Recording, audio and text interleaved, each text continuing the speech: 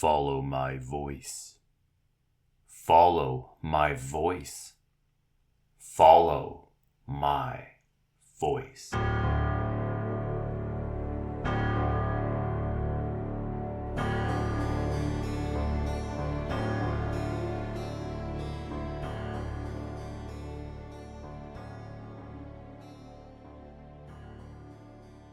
Welcome, humble adventurers, to my realm of knowledge and mystery. Here, in my cursed library, are endless tomes and scrolls on the darkest and evilest foes in all the realms, be they from Dungeons & Dragons, Pathfinder, the many worlds of darkness, or any realm in between. Welcome to the Dastardly Decimal System. I'm your caretaker of the corrupt, the librarian Castor Cain, and supervising as always is Vega the cat. Halloween is a time of fear, mysteries, and lore. For some worlds, this is the day the barriers between realms are at their thinnest, and people never know what will fall from one world to another. For others, Halloween is a time of hunting for the horrors of the realms, and every citizen must be ready to take up arms. They spend the night defending themselves and praying for the relief of the morning light. In my world, however, Halloween is a time for horror stories and candy. So sit back and enjoy some blood iced tea. This blood red iced drink is made from Rubio's tea, grenadine, and has mini white marshmallows floating about. Now join Vega and I, and our guests, as we delve into 3 horror stories of Halloween.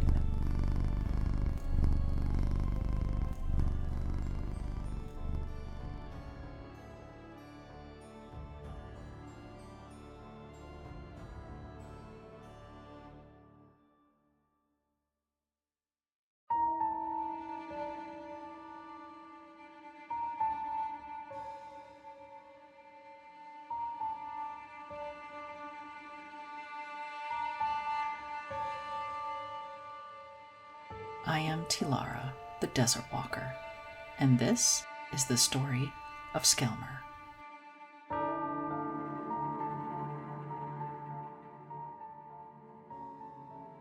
In the city of Tarmaloon, in the darkened docks that connect the city to the Dragon Sea, there exists the tale of Skelmut the Stalker.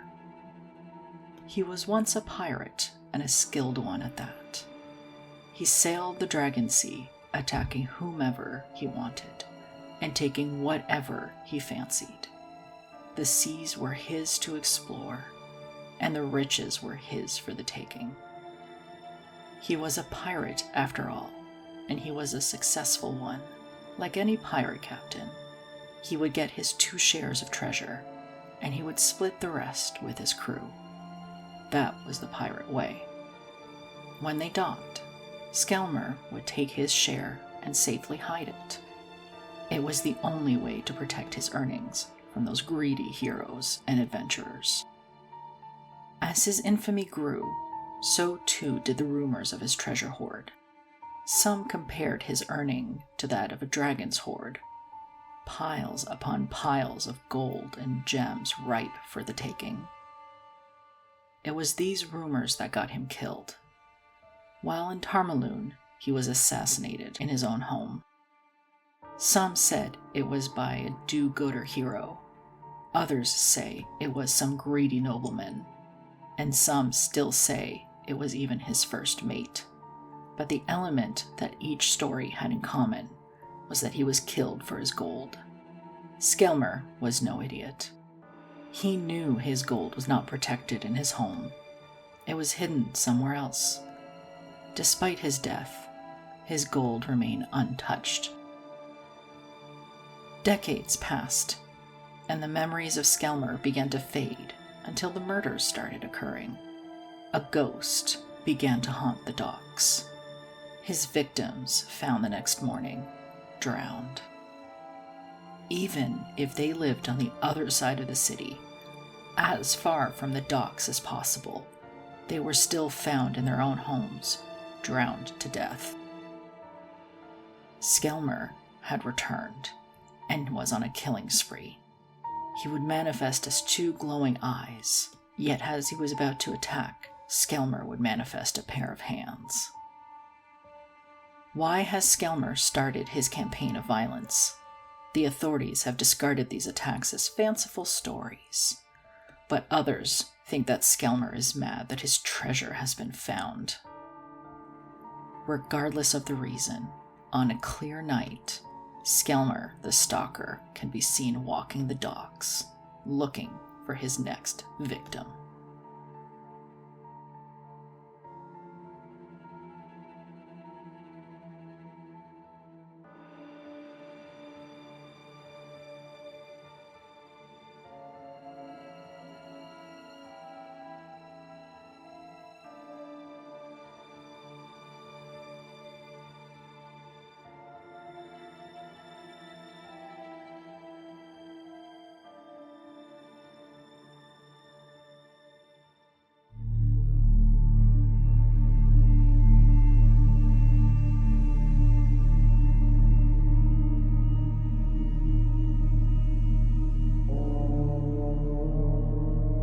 I am Crolin, the Red Mage, and this is the story of Throkat.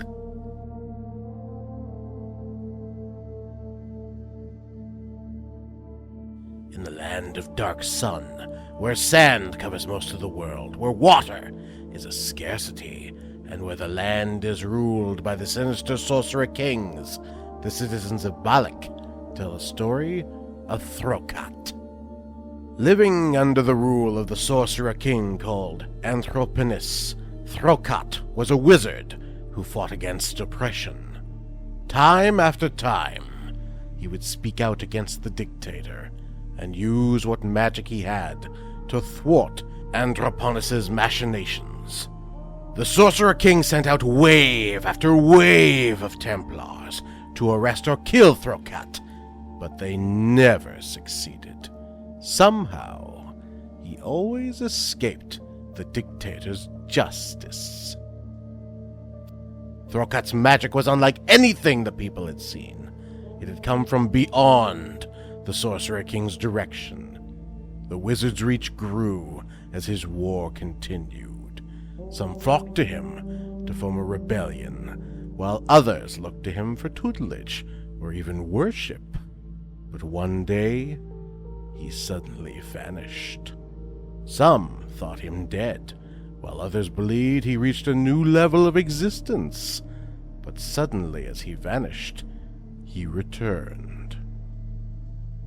1 year later to the day, he returned with new magic beyond what any had seen. Word spread like wildfire. His followers were ecstatic. Their hero had returned. The followers assembled in the town square, eager to see him, but only a shrouded man stood before them. They cheered his return and pleaded to look upon his face once more. Throkat pulled back his hood, and the crowd recoiled. Throkat had changed. Evil had taken his body. His face had become gaunt and horrific, with skin pulled tightly over a skeletal face. His eyes becoming sinisterly yellow, and his skin having been burned red. Throkat had become an aberration. At first they recoiled, then they pelted him with stones. They beat him over and over until his body went limp. They tied him to pyre and burned him alive as Anthropinus watched with sinister satisfaction. From then on, the Balakan people feared any magic outside the Sorcerer King's direction, because unknown magic was fraught with evil.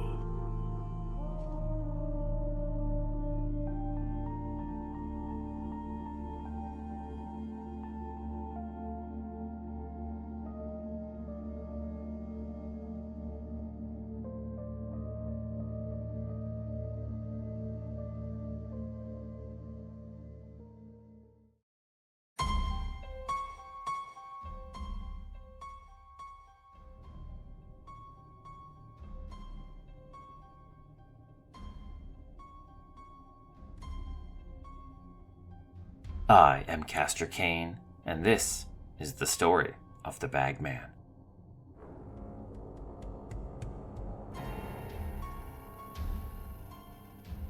The Bag of Holding is a cherished item. It is an extra-dimensional space that holds a hero's weapons, gear, item, and loot. No matter what you put in it, the bag keeps it safe and secure, and easily accessible. Hundreds of thousands of heroes carry one, and every adventurer craved it. But what if things weren't as secure as we once thought? What if a bag of holding was far more dangerous? Long ago, a cowardly adventurer traveled with his party deep into a dangerous dungeon, when things took a turn for the worse, and death and doom was all but inevitable. The cowardly adventurer abandoned his party and tried to escape.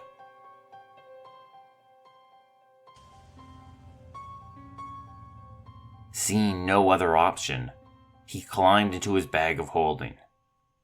He waited within for hours, ecstatic that his plan had worked.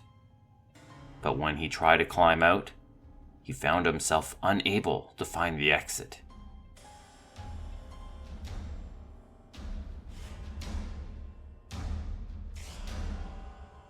He was lost amongst a constantly increasing number of extra-dimensional storage spaces.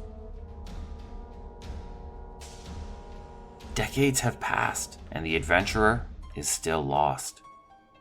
The magic of the in-between spaces began to mutate the adventurer, transforming him into a hideous monster. His skin became a pale, sickly gray. His hairs grew to long, unimaginable lengths, and his claws became sinister, baleful things, capable of easily carving through flesh. He was now the Bagman, and he was searching for a way back home.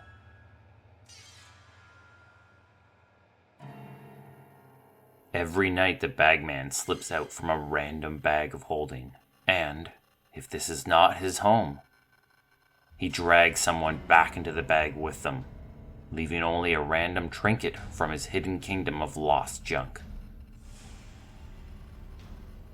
Some say that if you speak too loudly over a bag of holding, or whisper the words, "Follow my voice," 3 times, the Bagman will come for you and make you his next victim.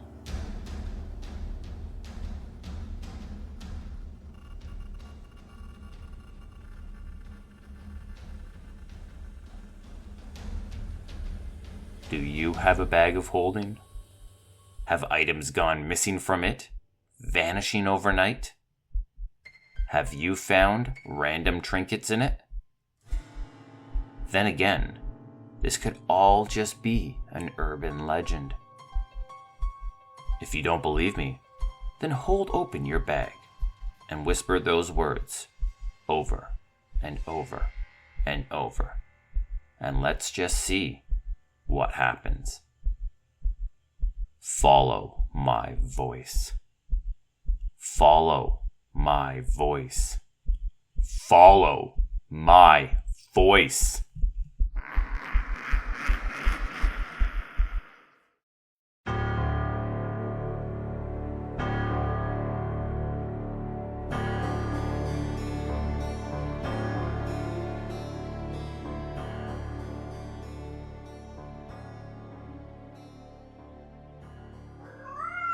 It seems our tea has run out, and our tales have come to an end. Good luck on your nightly endeavors. And if you survive until the morning light, join me again in my library for more stories and lore about the darkest villains from the darkest realms. This has been the Dastardly Decimal System, and once again, I am your librarian, Castor Cain. And with me as always is Vega the cat.